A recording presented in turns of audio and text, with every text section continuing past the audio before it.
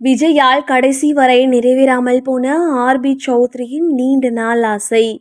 தயாரிப்பாளர் ஆர்பி சௌத்ரி விபத்தில் சிக்கி மரணமடைந்த நிலையில் நிறைவேறாமல் போன அவரின் நீண்ட நாள் ஆசை பற்றி இந்த தொகுப்பில் பார்க்கலாம்.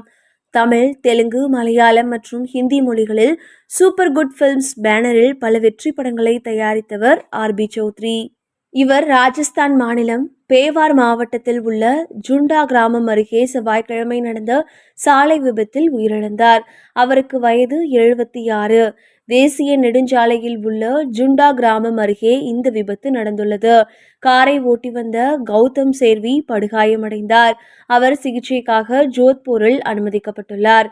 தகவல்படி ஆர்பி சௌத்ரி லிலம்பா கிராமத்தில் நடந்த தனது உறவினர் ஒருவரின் திருமண விழாவில் கலந்து கொண்டு தனது மருமகனுடன் காரில் திரும்பிக் கொண்டிருந்தார்.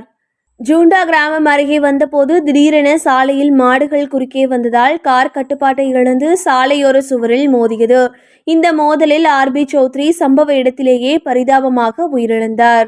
அவரது உடல் சென்னைக்கு கொண்டு வரப்பட்டு இறுதி சடங்குகள் சென்னையில் நடைபெறுகிறது.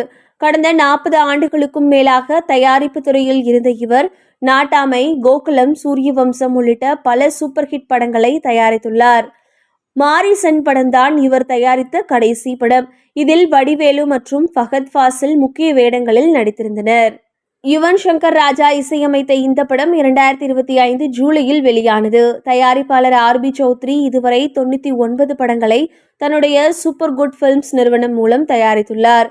அவரின் 100வது படத்தில் தளபதி விஜயை நடிக்க வைக்க வேண்டும் என ஆசைப்பட்டார் ஆர்பி சௌத்ரி. இதனால் விஜயின் கால் ஷீட்டுக்காக கடந்த சில ஆண்டுகளாக காத்திருந்தார் ஆர்பி சௌத்ரி.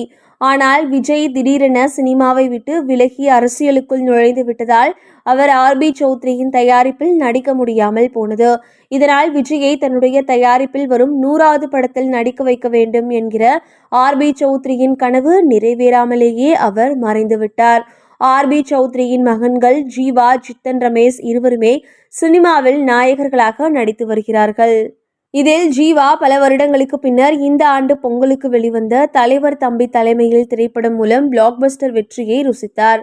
மகன் நீண்ட நாட்களுக்கு பின்னர் வெற்றி பெற்றதால் மிகுந்த மகிழ்ச்சியில் இருந்தார் ஆர்பி சௌத்ரி. தந்தையின் மறைவால் நடிகர் ஜீவா மிகுந்த மன உளைச்சலுக்கு ஆளாகியுள்ளார். தந்தையின் மறைவை தாங்க முடியாமல் அவர் கண்ணீர் விட்டு அழும் வீடியோவை பார்த்த ரசிகர்கள் அவருக்கு ஆறுதல் கூறி வருகின்றனர்.